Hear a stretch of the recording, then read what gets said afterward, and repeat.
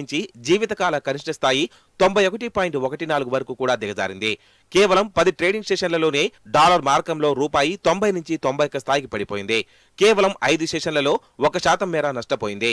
Dollar బలహీనత, crude oil ధరల తగ్గుదల సైతం రూపాయి పతనాన్ని నిలవరించలేకపోయాయి. బ్రెంట్ క్రూడాయిల్ బ్యారెల్ ధర 0.93% పెరిగి $52.85 దిగివచ్చింది.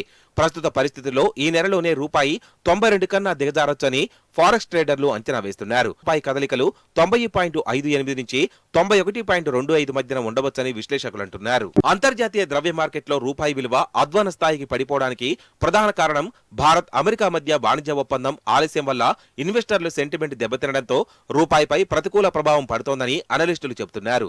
అటు అమెరికా అధ్యక్షుడు డొనాల్డ్ ట్రంప్ అంగీకరించలేదన్న వార్తలు రూపాయి మారకాన్ని ప్రభావితం చేశాయని ఫారెక్స్ ట్రేడర్లు అంటున్నారు.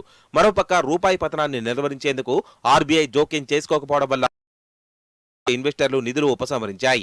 అయితే ఈ ఏడాది రూపాయి విలువను వాణిజ్య లోటు, అమెరికాతో వాణిజ్య ఒప్పందం ప్రభావితం చేశాయని కేంద్రం చెప్పుకొస్తోంది.